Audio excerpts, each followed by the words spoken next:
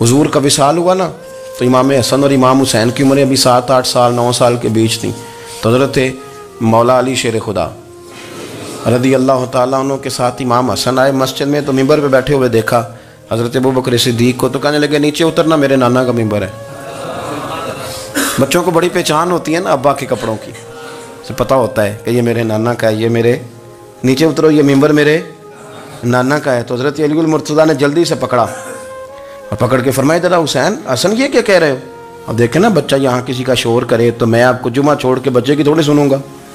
मैं कहूँगा कि भाई ठीक हो गया, बच्चे को ले जाओ ज़रा इसे पीछे करो, जुमे के बाद बात करते हैं। लेकिन वो थे ना रसूलुल्लाह के नवासे, और हज़रत अबू बकर सिद्दीक़ अज़मत और शान को समझते थे। उन्होंने कहा नीचे उतरिए, मेरे नाने का मिंबर है। तो हज़रत सिद्दीक़ एक बार नीचे उतर के खड़े हो गए। तो एक जुमला, बाकी बुजुर्गों ने भी बड़ा कुछ लिखा है, पर यहाँ एक बात शाह अब्दुल अजीज मुहद्दिस देलवी ने लिखी है।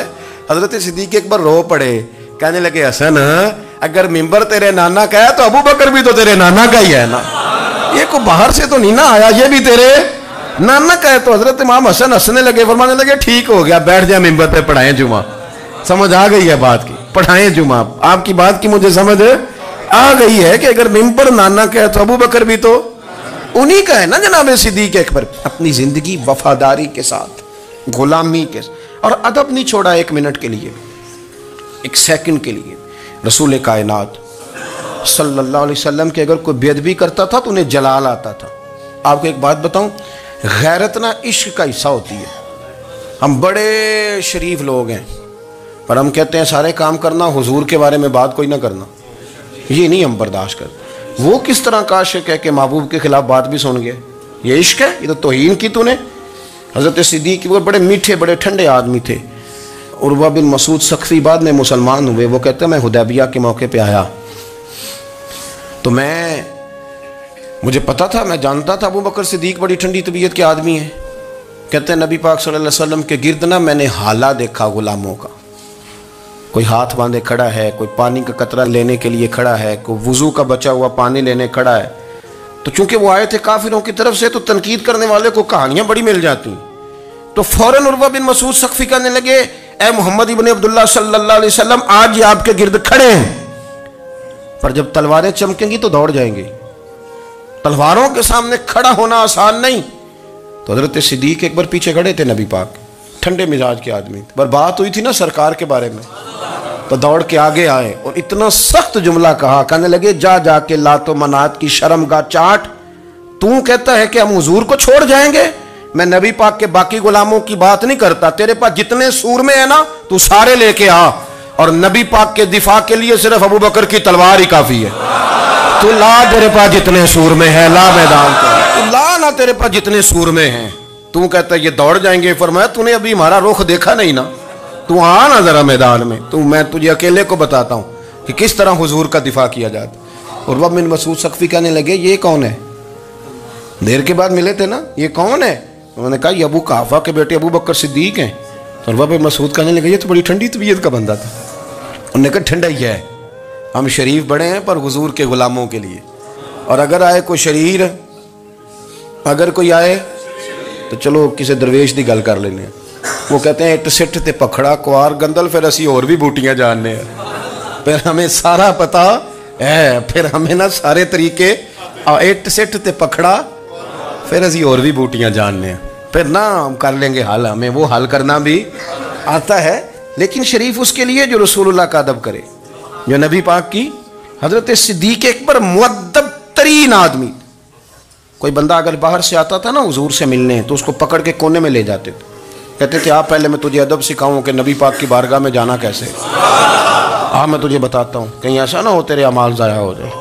सांस भी आहिस्ता लेते थे, मस्जिद की सफाई करना, ड्यूटी करना, खिदमत करना, सारा कुछ करना, पर बैठते सबसे पीछे होके थे, सबसे पीछे होके। ये भी उनका ये एजाज़ था, पीछे हट के बैठना, कोई ऐसा काम ना करना जिससे लोगों को पता चले कि नहीं नंबर मेरा है, पीछे हट के बैठना, पीछे पीछे रहना, अपने वो शोहरत से बचने वाला पीछे पीछे रहता है और जी चाहता है सारी गज़लें उस जालिम के नाम करे। कुछ लोग होते हैं ना वो पीछे पीछे होते हैं, कहते हैं नहीं नहीं मैं नहीं जी, ऐसा तो है ही कुछ नहीं, मेरे रसूल करीम अलैहि सल्लम का अदब करना। हमने ना सारी ज़िंदगी सुना है कि अल-अम्रु फ़ौक़ल अदब, کہ جب حکم آ جائے تو پھر حکم ماننا ہے، ادب. اور اس بات پہ ہمارے طالب علم بڑے پکے ہیں. مرید آج کل کے اس مسئلے میں بڑے کہتے ہیں صاحب نے خود کہا ہے کہ خیر صلاح ہے. انہوں نے خود کئی دفعہ کہا ہے جی تسی بڑے سیانے ہو، تانوں مطلب دی گل دی سمجھ جلدی لگتی ہے. انہوں نے خود کہا ہے کہ ٹائم ہو تو آیا کرو. یہ کب انہوں نے کہا ہے کہ مجبوری ہے روز ہی آنا؟ یہ انہوں نے کب کہا؟ ان کو بھی تو پتہ ہے نا مجبور ہے. تو آپ کو بھی تو پتہ ہے نا کہ ان کا آپ سے پیار ہے. آپ اس پر بھی تو تھوڑا غور کریں نا. لیکن ہم مرضی کا وہ ایک آدھ فکرہ نا، مرضی کا. وہ ایک طالب علم یہاں سے گیا تو میرا دل نہیں تھا جائے، تو وہ کہنے لگا جی مجھے حضرت صاحب نے خود کہا ہے، حضرت صاحب نے خود کہا. میں پوچھ کے آیا ہوں. تو جو ہمارے کچھ سنگی تھے بیچ میں پیار والے، وہ کہنے لگے وہ آندہ میں پوچھ کے آیا. میں کیا آندہ وہ بھی ٹھیک ہی ہے. تو انہوں ساکھیا سی میں جامعہ تو میں انہوں کی آندہ. میری بات کی سمجھ آئی ہے نا جی. جب ارادہ ہوا تو پھر ابے کو منا کے بھی آ گئے. جب ارادہ ہوا تو ابا جی کو میں نے جانا ہے بزرگوں کے پاس ملنے جانا ہے. اور جب ارادہ نہ ہوا تو کہنے لگے حضرت صاحب نے خود فرمایا ہے کہ ابا راضی ہوگا تو اللہ راضی ہوگا. چھٹی مرضی کا ہے نا مزاج، تو مرضی کی کہانی. تو میں الحمدللہ مجھے تھوڑا سا پتہ ہے، ویسے بھی اپنے بال بچے کا پتہ ہوتا ہے. ہیں جی کی آندے نے پیداندی کے جیندے سال ہی ویکی دینے. مجھے بھی پتہ ہوتا ہے کہ آج کہاں کہاں کس کس انداز میں کیا کیا کہانی ہے، کہاں کہاں کیا سٹوری ہے.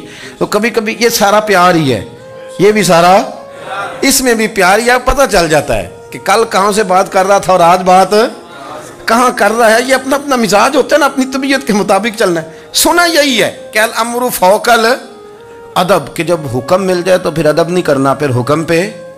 پر حضرت صدیق اکبر نے نرالا ہی کام کیا. حضور سید عالم صلی اللہ علیہ وسلم ایک صلح کرانے گئے، فرمایا میں دیر سے آیا تو جماعت کرا لینا. عصر کی نماز کا وقت ہو گیا. سیدنا بلال حبشی نے اقامت پڑھ دی. صدیق اکبر مصلی پہ کھڑے ہو گئے. اتنی دیر میں حضور بھی آ گئے. نماز میں لقمہ وہ دے گا جو نماز میں شامل ہو.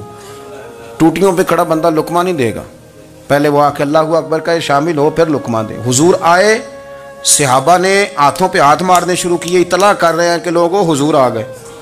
سرکار اگلی صف کے قریب پہنچے تو جناب صدیق اکبر نماز پڑھا رہے تھے. نماز لوگ تو بغیر نماز کے ادب کرنے پر اعتراض کرتے ہیں. میں بخاری شریف کی حدیث پیش کر رہا ہوں، نماز پڑھا رہے تھے.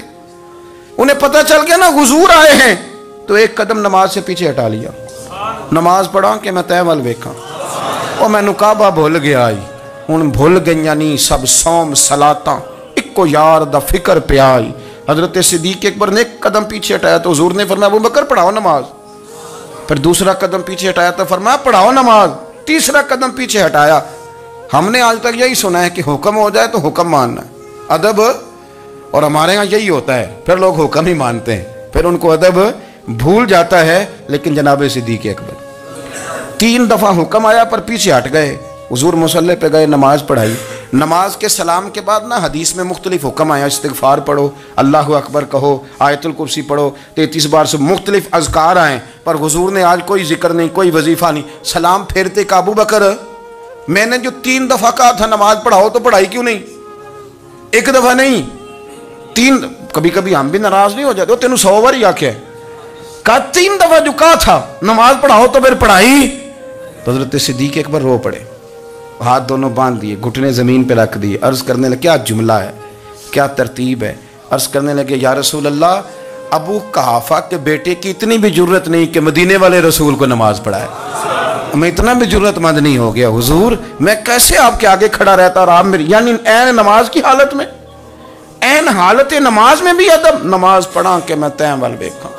ان کا با بھول گیا آئی، میں نے بھول گئی نہیں سب سوم صلاتاں، اکو یار دا فکر پہ آئی. دوستو حضرت ابو بکر صدیق رضی اللہ تعالیٰ عنہ کا عشق، ان کا پریم، ان کا پیار، ان کی باتیں.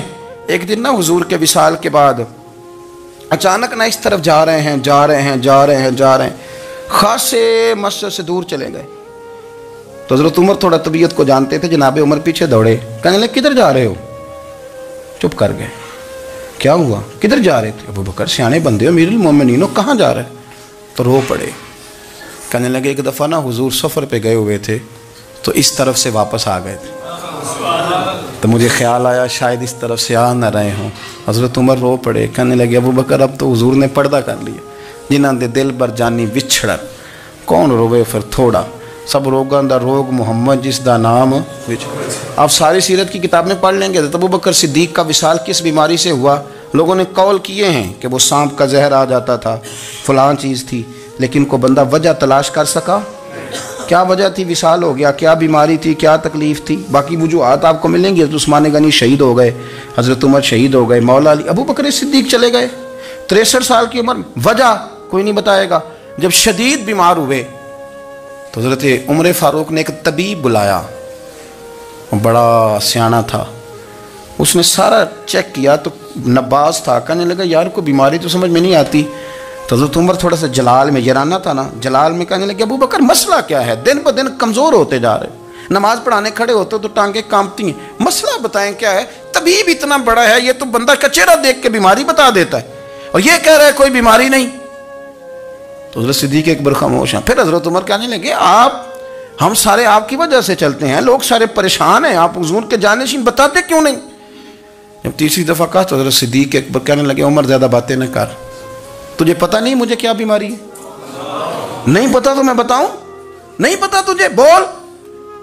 تو جناب عمر رو پڑے. کہنے لگے ابو بکر مجھے پتہ ہے، آپ کا دیدار کے بغیر کام نہیں چلتا. وقت نا لمبا ہو گیا، چر ہو گیا، میں ترلے لیندے ہاں. کدی موڑ میرے ول باگا، خواب میری وچ ایک وار دیاں میں ساری عمر نہ جاگا. مجھے پتہ ہے آپ کے مرض کا، پر ابو بکر امت کو ضرورت بھی تو ہے نا. تو حضرت صدیق اکبر کہنے لگے بس ہو گئی ہے، اب میری وصیت یاد رکھنا، جب میں دنیا سے جاؤں تو اٹھا کے میرا جنازہ قبر رسول پہ لے جانا، اور پہلے پوچھ لینا کہ ابو بکر حاضر ہے، اجازت ہو تو مجھے دفن کر دینا، ورنہ جنت البقیع میں. تو لوگ کہتے ہیں ابھی جنازہ ہی رکھا ہی تھا کہ دروازہ اندر سے خود بخود کھل گیا، اور آواز آئی اب دیر نہ کرو، محبوب کو محبوب کے ساتھ ملا دو.